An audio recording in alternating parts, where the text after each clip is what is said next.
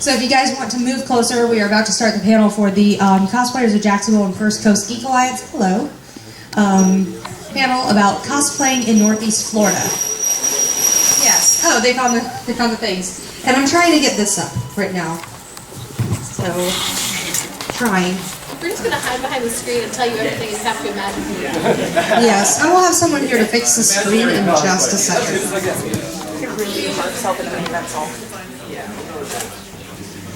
Oh, and I have a microphone for you guys.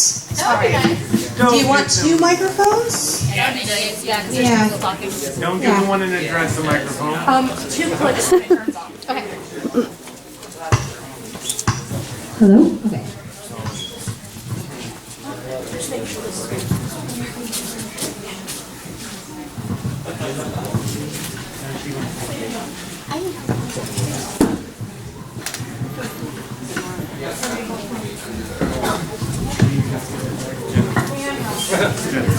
Alright guys, I'm Ashley. I am one of the admins of Cosplayers of Jacksonville.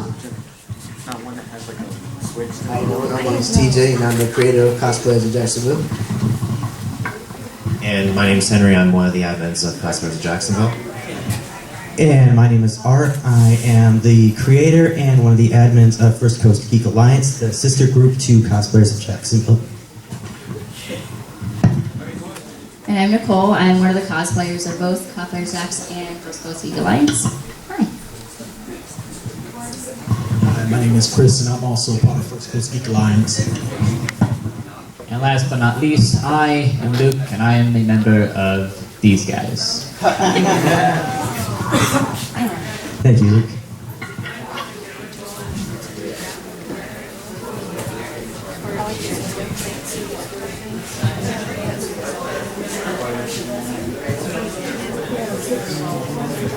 We just have a little technical difficulty with the screen, so we're going to be standing right here. We can actually come down if we need to. That probably would be easier to do that. Yeah, probably. Yeah, I will have Mark here in like just a minute to fix that. Don't worry, I'm on the floor. I'm at level with everyone here. Just jump. You got that. You should have flown. Yeah, just don't hurt yourselves. It's good. I'm glad Val did it. Alright, I guess we can get started until we get the screen up, and once we get the screen up, we can move back up there. Yeah.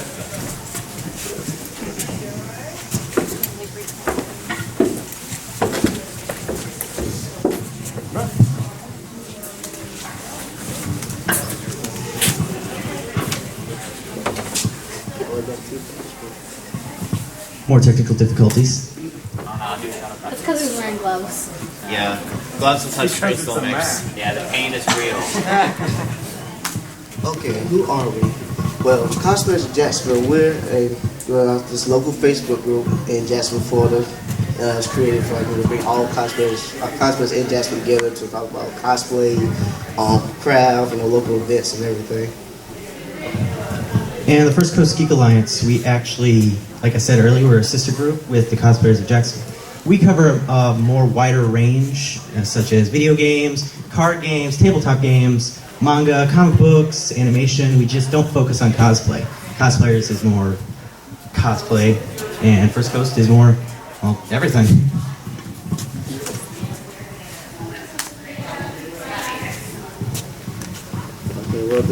Well, what we're about, the goal pretty much, well, what we're about is the goal is pretty much like to bring all cosplayers and all them, like Jacksonville, like off the Northeast area, even like Southern part of Georgia together. So like, we're gonna get together, meet everybody gets to know each other, make new friends. Like the Avengers. It's like the Avengers, basically. And also like, incorporates like all different types of cosplay from like, comic books, superheroes, TV show characters, Disney princesses, all that stuff. And the First Coast is a little bit like that, but like I said just a second ago, we cover gaming, tabletop gaming, not just cosplay. So, how do I put this? Yeah, we're basically everything. Nerdy, geeky. Yeah, everything nerdy and geeky. And so, like the cosplay scene, the geek scene in Jacksonville. So we cover more of that. We also allow different companies and such to advertise in the group. I actually think we've had Amelia Con advertise a lot in our group. So it's a cool hot spot to just get to know other people and to find out what's going on in the Northeast Florida area. As we actually also have some Southern Florida people in there. So we also get some updates on what's happening, like in Ocala, Orlando, Miami. So if we got the money, you can make the trip. You can definitely go down there. Yeah, and we do what we do because, you know, we're nerds, we like to have fun, right? Yeah. Yeah, and Jacksonville's really is a big city. It really has so much potential, and the geek scene's really sprouted up and throughout our area in the past years. So we're really excited about we were really excited about that. So we have events each month, roughly. In February, we have a photo shoot coming up that is being held by a photographer that is really great in the cosplay community. She works with us really well and gives us great prices. She's Kim Hart's Photography, and she actually has a cosplay page that she posts all her cosplay pictures on. I also hold events for the group. Every, plan it about a month ahead so everybody gets a chance to take off work if they want to. It's not a cosplay event, it's just for us all to get together and know each other so that when we do meet up at cons, we get to, you have friends that meet, you're not going there, you're not alone, you get to meet people that you have met previously. This could be a cookout. I've had a camp out recently. We meet up sometimes just for lunch. It just depends on what everybody votes on. I put a poll up and, I ask what everybody wants to do for the next meetup, and that's what happens. Yeah, and then there's a girl in our group. Her name is Darcy. She is amazing. She actually has a art table in the vendor's hall if you want to go check her out. She holds, every other month or so, she holds a cosplay making party at Joanne's in Argyle in Jacksonville. And you can get together and ask other people for help making your cosplays, or, just have people around you when you make it so you're not all alone.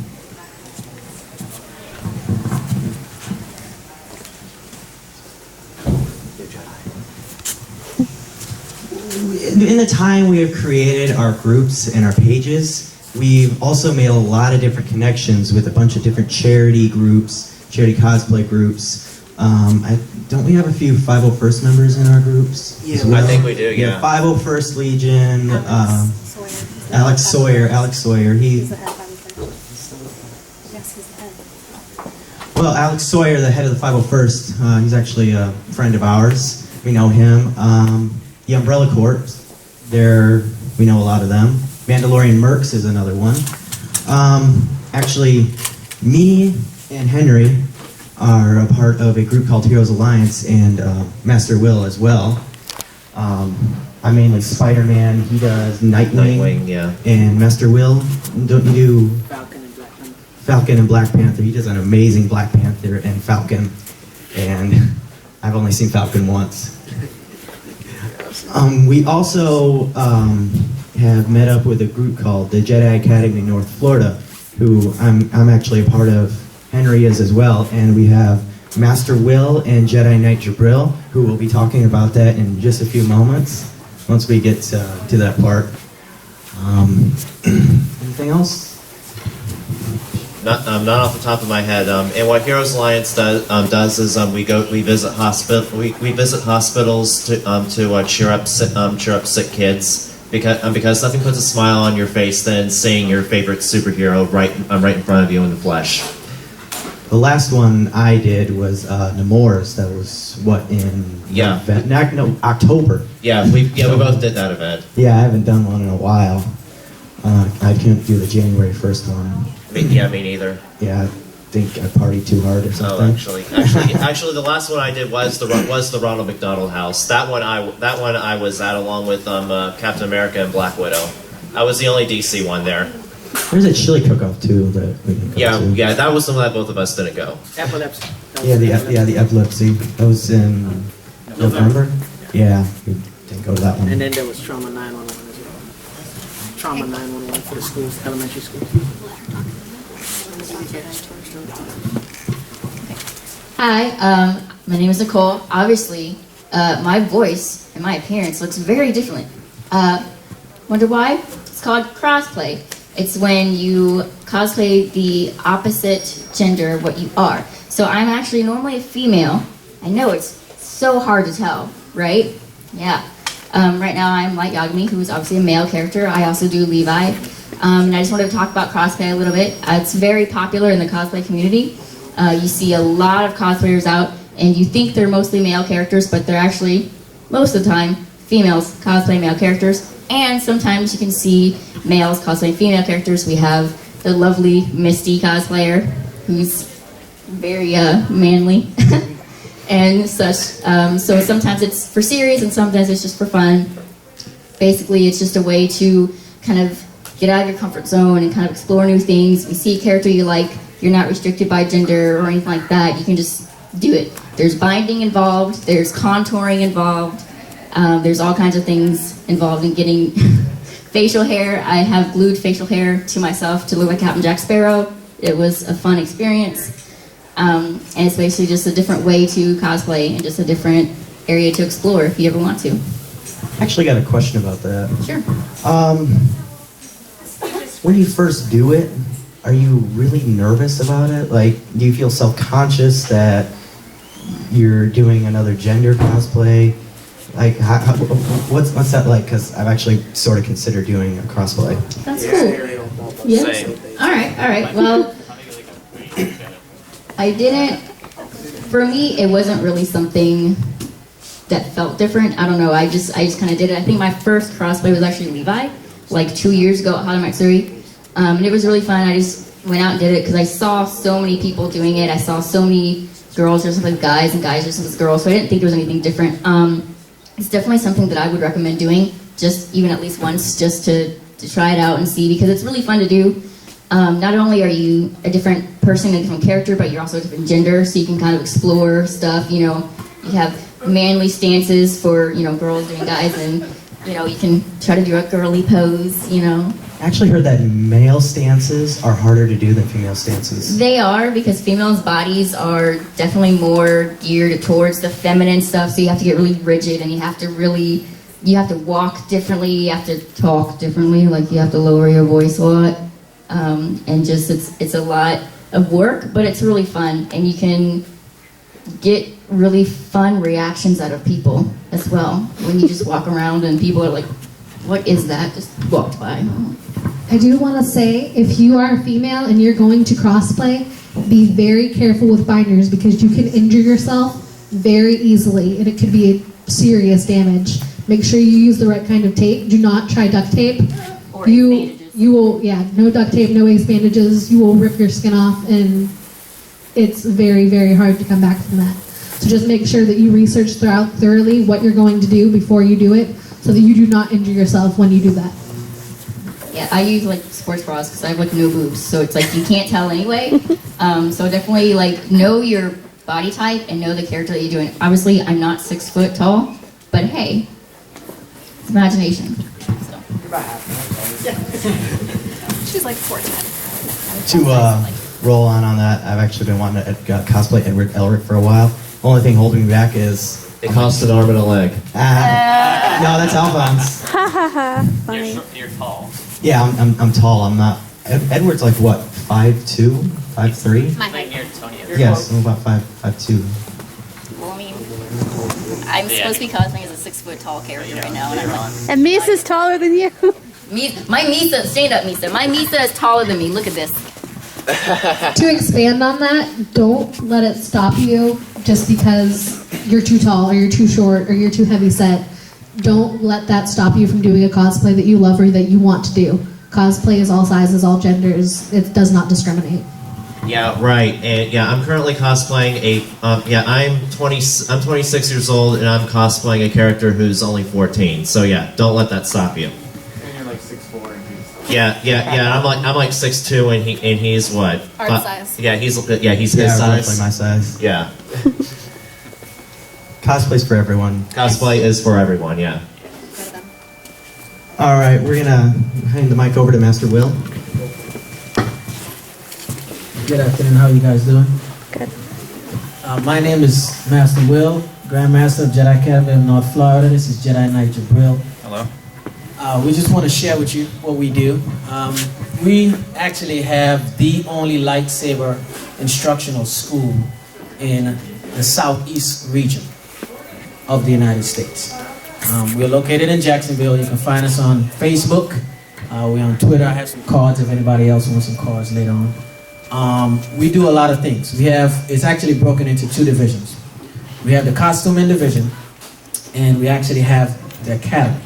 Now the way how it works is the costuming division is you come out to an event, and we have scheduled events on our calendars all throughout the year. You come out to an event, you dress as a Sith or a Jedi, Grey Jedi, whatever the case may be.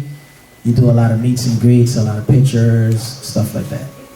The academy is different. It's structured in the Jedi lore or the Jedi philosophy. So when you come in, if your age is 13 and below, you start at an initiate rank. If you're 13 and over, or over 13, you start at the Padawan level. Okay? You have to complete 10 events, meaning you show up at 10 different events, you do what is required. Every rank has a curriculum that's structured for you. Every different rank also has literature, so you have to study. We study from a book called The Jedi Path. If you go online, you can find it as a blue book, have the Jedi Phoenix on the cover of the book, etc., etc. At the end of your 10 events, you are given an exam, oral exam in front of the Jedi Council. Right now we have a Jedi Council of, what's that? 9 members. 9 members. You stand in front of the council and they ask you a series of questions from that specific rank chapter that you have to study from. Once you pass, you're ascended to the next rank, which is, if you initiate, you move on to Padawan. If you're Padawan, you move on to Knight. If you're Knight, you move on to Master, etc., etc. You also have what is called trials. I don't know if anybody loves Star Wars. You ever heard them tell Anakin's about the trials and all that? We have trials that are based on the trial. Trials of courage, trials of the flesh, etc., etc. Once you finish, you're sent to the next rank. At the next event, and we choose what the event is, that you will be, we have a ceremony in your honor. So the masters will stand in a circle. All the knights and the Padawans will take a specific line based on rank. And in the midst of that, the Jedis would hold their lightsaber upwards. Turn it off. Like that. And they would chant the Jedi oath, with you standing in the center of that circle. Once we finish chanting the oath, whoever it is that's getting ascended or graduated, in simpler terms, to the next level, they will take a knee before me, and I will bestow upon them words of their ascension, and I will dub them. If they are a Padawan moving on to Knight, I cut their braid off with my lightsaber. Okay, so they now lose their braid, they become an actual Jedi Knight, and they move on and so on and so on. Once you go from a Knight to a Master, your lightsaber changes. If you become a Master on the Council, it now becomes silver. Okay, all Council Masters have a silver lightsaber. During ceremonies is the only time you see the silver lightsabers. They'll wield lightsabers of different colors, never silver. Only time you see a silver one is during a ceremony. Everyone else lightsaber is silver except for mine during ceremonies. I have actual master replica of what Mace Windu uses in the movie. Okay, extremely expensive, by the way. Hurt my pocket a couple times over. That saber is what's used, like Excalibur, it's what's used to knight you or ascend you to the next rank. And then you move on and so on and so on and so on. We have knights that have special duties, like Jedi Knight Jabril. He have admin duties for our page. He is also my weapons expert and training expert. Okay, so a lot of different initiates and Padawans will come up onto him, and he will teach them certain styles. We have 7 forms. First one is the Shicho. Second one is the Makashi, all the way up to the 7th, which is the Juyon of Vapad. You learn every single form except for the Juyon of Vapad. Those are advanced, and it takes a lot for you to master those, or even start. But before you get there, you have to learn everything else. Now, forms is a little different. With forms, it's based on you, your body structure, how you move, and you're taking to that one style. A lot of people comes in at a hey, I want to learn this or I want to learn this. That's cool, but it takes a while to get there. When you get there, you might realize, okay, this is too much for me. I can't do this, or my body can't move this way, etc., etc. So forms is very tricky. It's all what fits you. You have some people come in, they catch on to the forms. Their brain capacity might be a little bit bigger than the average, and they might pick up on everything and move on to an advanced form. And that's fine, but it takes work to get there. We implement hard work. We also have a charity division. And if I'm moving too fast, I'll talk to you afterwards. We also have a charity division where we do everything from spina bifida to, earlier we was talking about epilepsy. We're getting ready next week to do autism. We have done March of Dimes, I think it was July. So we've done a lot of different charities. Hopefully we could get on board with breast cancer this year and so on and so on. We have a young, what's his name? Cancer? I believe his name is Kane.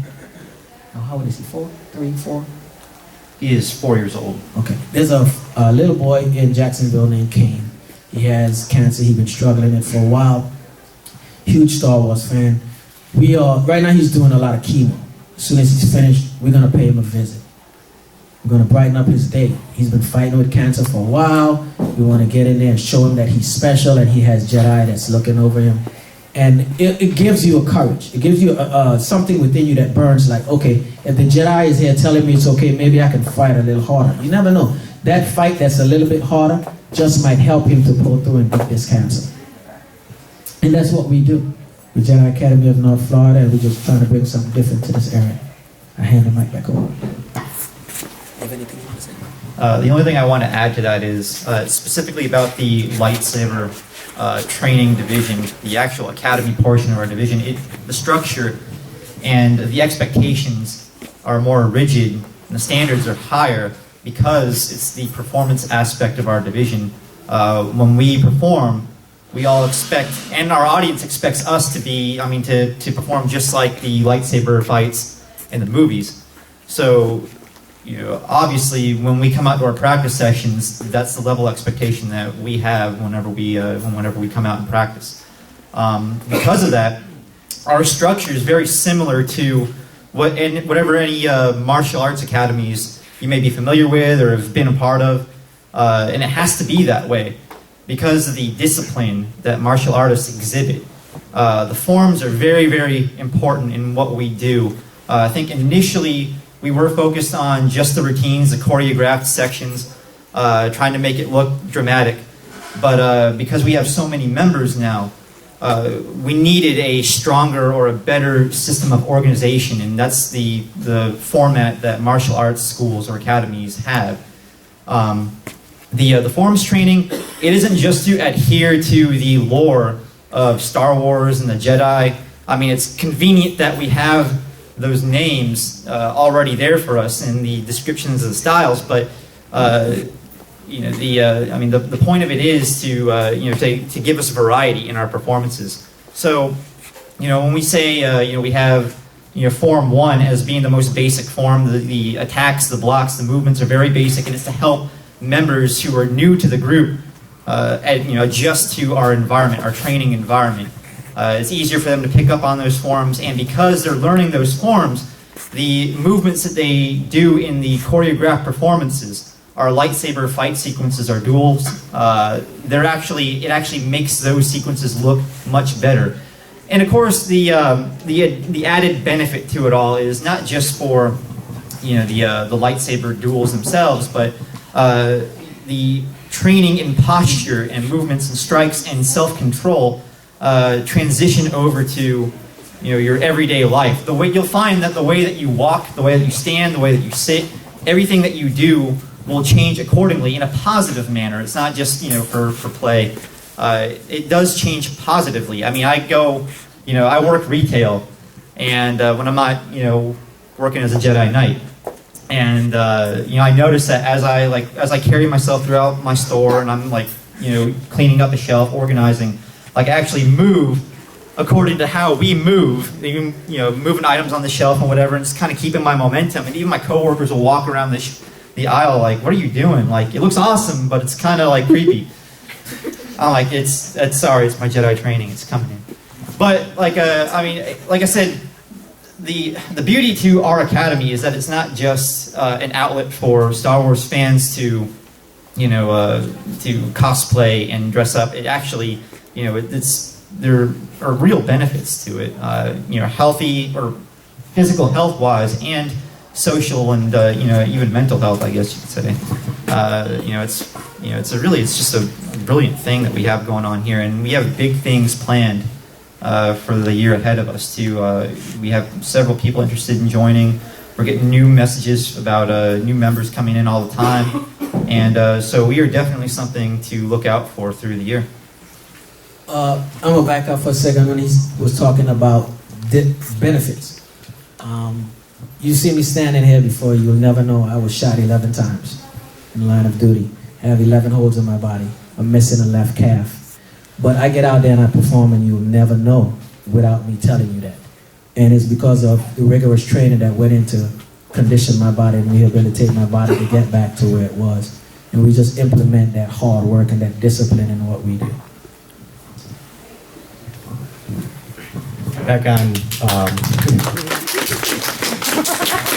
Thank you. back on what you were saying, Jabril, about you just doing the movements in the aisles. The funny thing, I actually do that in the back at my work when there's, like when it's dead. I work at Yoga Mountain, so we have a lot of dead time. So I'll go back there and I'll practice the forms, and I've actually been spinning a broom around because I want to learn how to use the double-bladed. Oh yeah, that's another thing too. I don't know how much time we have here to. We got like 4 minutes. Yeah, we got plenty of time. Okay, so I have plenty of time to ramble on. I'm pretty good about that. You know, speaking of which, it's not just the lightsaber styles that we train. Like I said, you know, the different forms are, you know, you have some that are more direct, some that are stronger physically, some that are more finesse-driven, like fencing. You know, others that are more acrobatic. Some that are just really, really aggressive. That's the advanced Form 7, Juyo, Vapad styles that we have.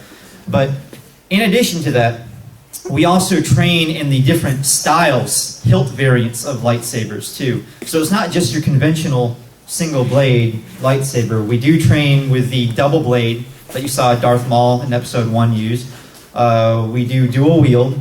We're going to start